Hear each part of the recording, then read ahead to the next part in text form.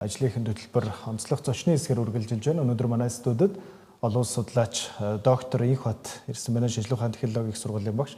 Өглөөний мэндийг хүргэе танд. За өглөөний мэндийг. Тэгэхээр бид орох орны асуудлын талаар ярилцах болно. Ер нь ялангуяа одоо энэ Америкийн нэгдсэн улс, Иран, Израилийн асуудлууд ер нь сүүлийн үеэс юу болоод байна? Яг одоогийн байдлаар бол Иранд бас гашуудлын арга хэмжээ болж байгаа буюу за Ираны дээд удирдагч асан Аятоллах Аль-Хаменегийн оршуулгын ажиллагаа болж байна. Тэгэхээр яг энэ болж байгаа үйл явдлаас хэдүүлээ яриагаа эхлэе гэж бодож байна. Ер нь яг энэ оршуулгын үйл ажиллагаа ер нь ямар болж байгаа шиг байна? Олон улсын хэвлэлүүд болон олон улсын талууд бас энэ дээр ямар байр суурьдыг илэрхийлж байгаа шиг байна. Ер нь бол Иран даяараа гашуудлын үйл явдал үргэлж болж шүү дээ.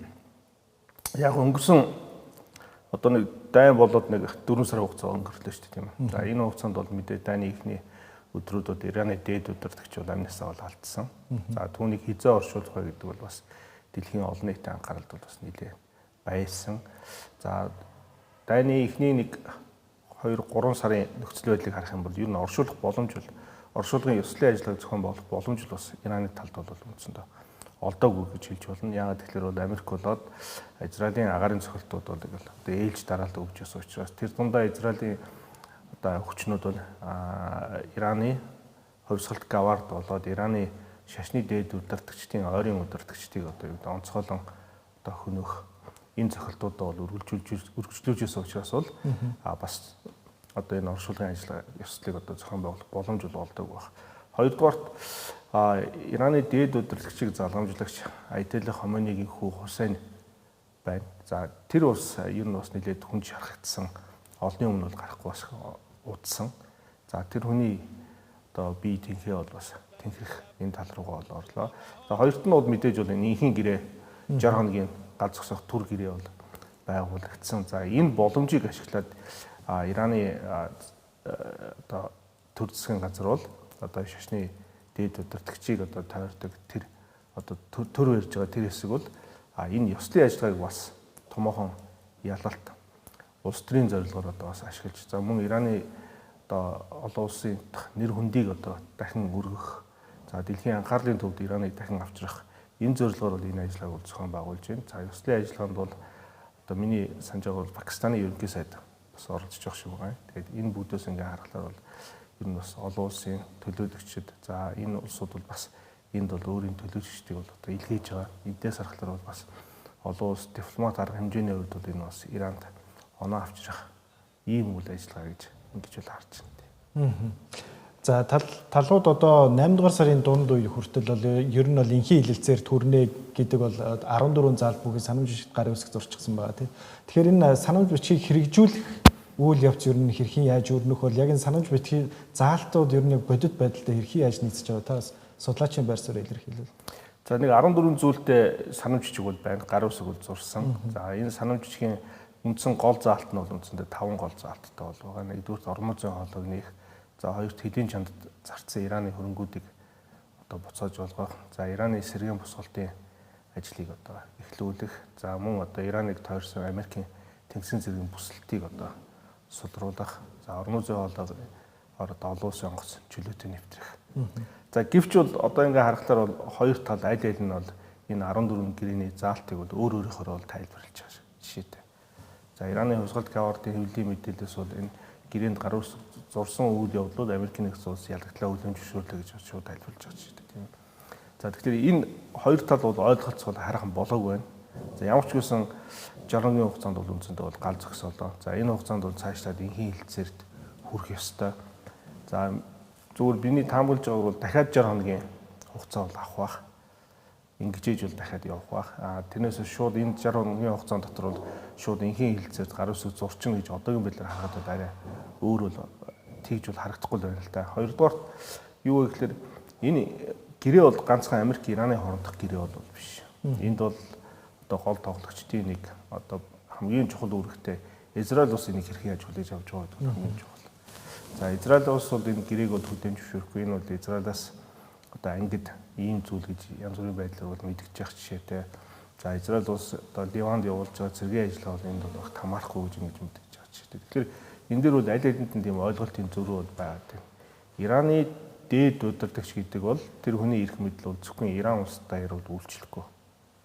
тэр бол шийтийн шашны удирдагч учраас шийтийн шашинтай хүн ам хаана байна? Шийтийн шашинтангууд хаана амьдарч байна? Тэнд бол Ираны дээд удирдагчийн хүч нөлөө бол байдаг. Тэгээд ч одоо Ираны дээд удирдагчийн доор байгаа одоо хувьсгалт гавар тэгээд томоохон цэргийн хүчин байл. Энэ хүчин дотор бол Кудусыг командлагч буюу Кудусийн корпус гэдэг тусгай корпус байна. Энэ бол цэвэр хөлийн чандах одоо үйл ажиллагаа явуулдаг энэ цэргийн командл багч. Тэгэхээр Ираны дээд удирдагчийн эрх мэдэл бол зөвхөн Иран даяар хязгаарлагддаг. Шиитийн шашинтай улсууд хаана байна? Тэнд бол юу гэдэг эрх мэдэл нь үйлчлдэг гэж ингэж өөрсдөө үздэг. Тийм учраас бол Ираны дээд удирдагчийг бол зөвхөн Ираны хэмжээгээр бол ойлгох хэрэггүй юм байна. Ираны ерөнхийлөгчийн хувьд бол тэр хүн бол Иран улсын газар нутгийн хэмжээнд тэр ерөнхийлөгчийн бүрэн эрх мэдэл одоо хэрэгждэг ийм учиртай. Тэгэхээр ер нь яг дайны өдрүүдэд ялангуяа бас Америк нэгдсэн улсын ерөнхийлөгч Дональд Трамп, Израилийн ерөнхий сайд Биньямин Нетаньяху руу хандсан хэд хэдэн бас хурц шүүмжлүүдийг хилээд амжсан. Тэгэхээр ер нь яг энэ Ираны дайны дараачаар ер нь Америк Израилийн харилцаанд ер нь ямар өөрчлөлт гарах бол ямар нэгэн өөрчлөлт гарна гэж бол та судлаачийн зүгээс харж байна. Тэгэхээр ер нь бол дай эхэлсэн үеэс ахгүйд бол Нетаньяхуг одоо хурцаар барууны удирдагчдод шүүмжилсэн шүү дээ.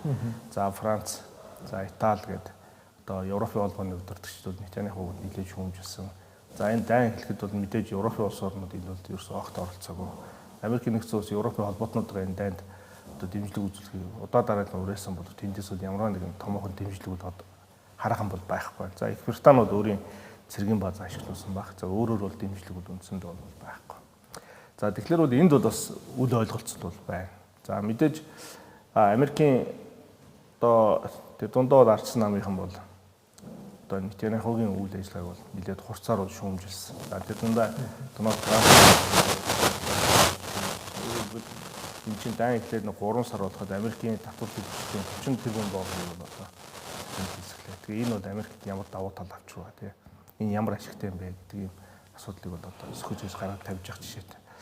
Нөгөө талаар бол энэ дайн бол дуусахгүй юм дайнд. Энэ бол Вьетнам 2 болчлоо. Энэ дайнд бол хитрхи Израилийн лобби давтаж одоо Америк бол энэ дайнд бол оролцлоо. Одоо дайнаас хэрхэн яаж гарах вэ?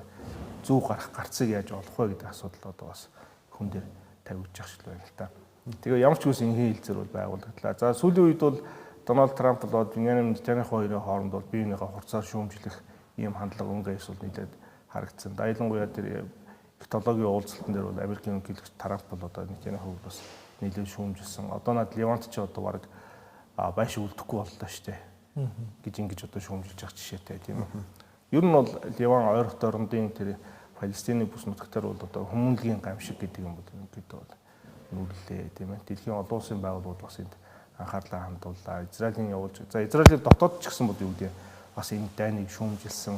За Нетаньяхугийн одоо явуулж байгаа бодлогот бол одоо хурцаар шүүмжлэх үнэ хайс зөндөл бол байгаа.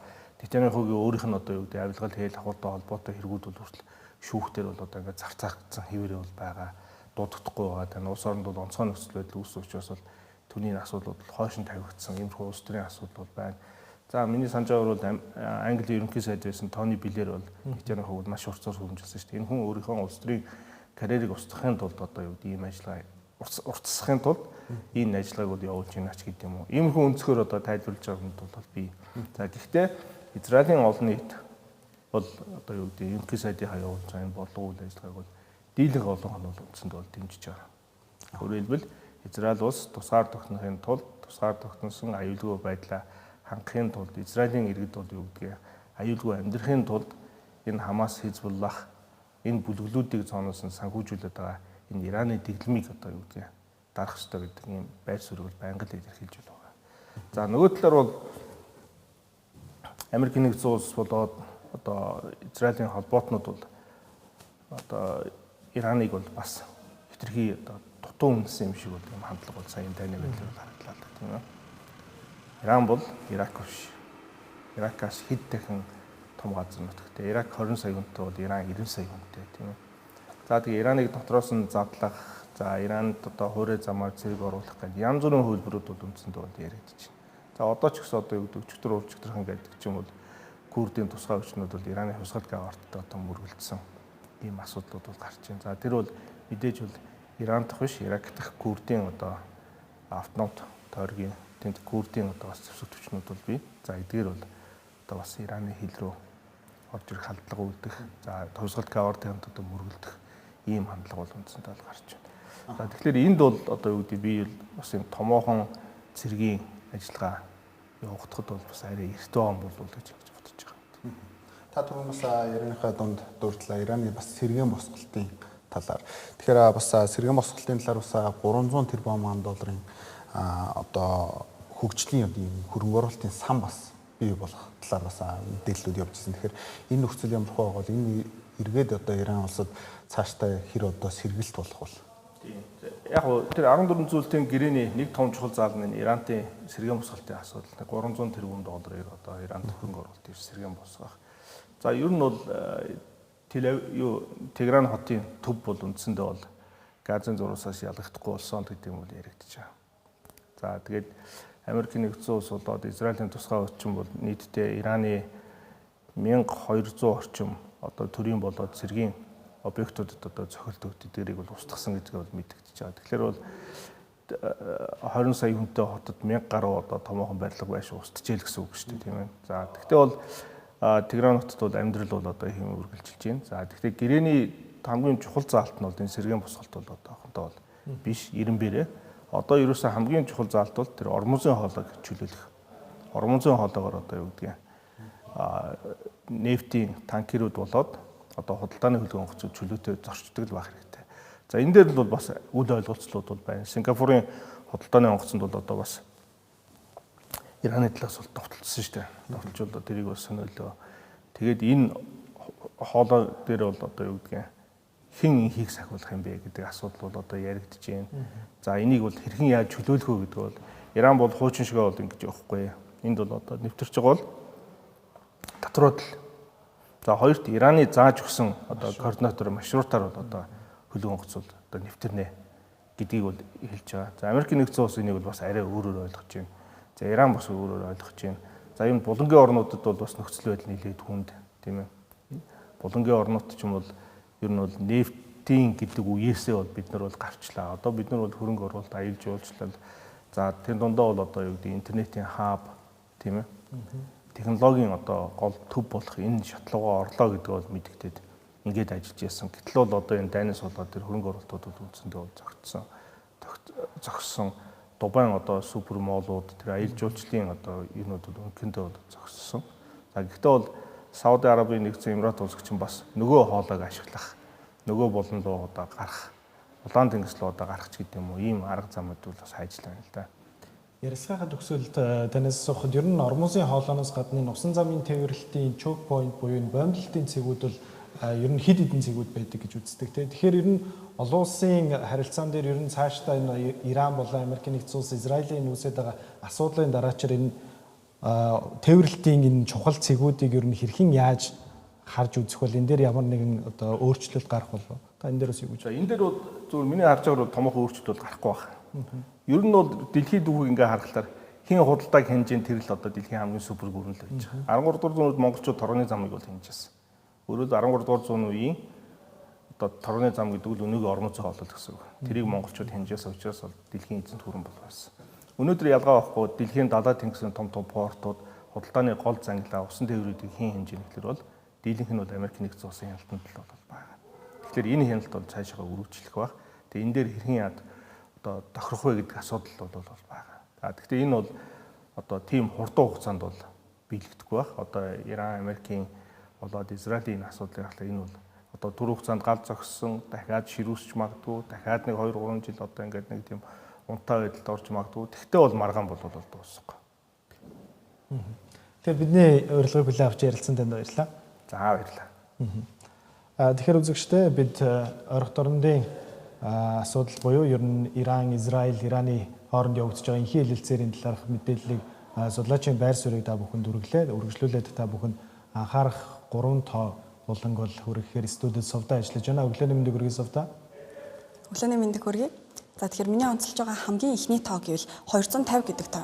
Тэгэхээр за өнгөрөгч Бямб гарагт за Америкийн нэгдсэн улсын тусгаар тогтнолын өдөр буюу за Америкийн одоо төрсөн өдөр гэж нэрлэгддэг 250 дахь жилийн одоо ой болж өндөрсөн байна. Тэгэхээр за 2025 оны хувьд гэх юм бол за тухайн өдөр бол Америкийн нэгдсэн улс даяараа 15.5 тэрбум доллар өргөдөг зөвхөн тухайн өдөрт зориулж зарцуулалт бол гарсан байна гэдгийг судлаачид бол гаргаад байгаа юм. Тэгэхээр үүний задаргааг хараад үзэх юм бол за энэ дунд хоол хүнс бол за 9.4 тэрбум долларыг эзэлж байна. За арх болон шингэн хүнс болон алкогольны төрлийн хувьд бол 3.8 тэрбум доллар. За зөвхөн солиотны хувьд гэх юм бол 2.2 тэрбум гаруй долларыг бол зарцуулсан гэдэг судалгаа бол гараад байна. Тэгэхээр 2026 оны хувьд бол мэдээж нэлээд онцлогтой 250 дахь жилээ бол байгаа. Тэгэхээр яг үүнийгээ дагаад бас судлаачдын тооцоололоор бол энэ жил 15.5-аас хэд дахин ерөөдөө өссөн байх магадaltaй гэдэг тооцооллыг бол хэлээд байна.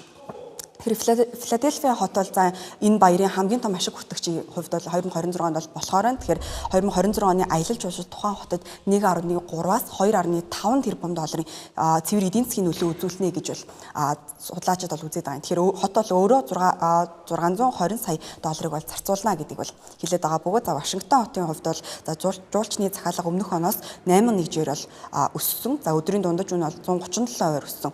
Мөн өмнөд Дакотад захиалгын хувь хэмжээ 6-аас 13% болж 2 дахин нэмэгдсэн. Ийм үзүүлэлтүүдийг бол харж байна. Тэгэхээр энэ жилийн хувьд бол за Бямб гарагт энэхүү баяр одоо таарж байгаа учраас за амралтыг бол Баасан гараг буюу 7 сарын 3-наас эхлүүлэн 3 өдөр тэмдэглэхээр ерөөдөө амралтыг бол гаргасан байна. Тэгэхээр үүнээсээ үүдэж бас нэлээд зардал бол өснө гэж үзэж байгаа. Харин гэхдээ гівч одоо сорилт бол цөөнгөө байгаа учраас хятадын солиот тавьсан 54% тарифыг бол бид нар мартаж болохгүй. Тэгэхээр Америкт орж ирж байгаа солиотны 99% нь бол дангаараа хятад улс бүрдүүлдэг. Тэгэхээр 54% тарифтай үдээд энэ жилийн солиотны зардал бол нэлээд их хэмжээгээр гарах юм байна гэдгийг анхаарах хэрэгтэй байна. За хоёр дахь миний онцолж байгаа тоо бол 3.8 тэрбум байна. Тэгэхээр за энэ болохоор түрүүний Америкийн нэгдсэн улстай холбоотой Трампын мем койнтой холбоотойгоор энэ хүү тоог онцлоод байгаа. За тэгэхээр ерөнхийлөгч Трампын мем койноос бараг 1 сая хүн 3.8 тэрбум долларын алдагдлыг бол хүлээсэн гэдэг тоо баримт бол гарч ирсэн. Тэгэхээр криптовалютын дүн шинжилгээний Nansen компани тайланд дурдсанаар за Америкийн нэгдсэн улсын ерөнхийлөгч Дональд Трампын нэрэмжит мем койн за худалдаа авсан бараг сая хүн 6 дугаар сарын эцэст гэхэд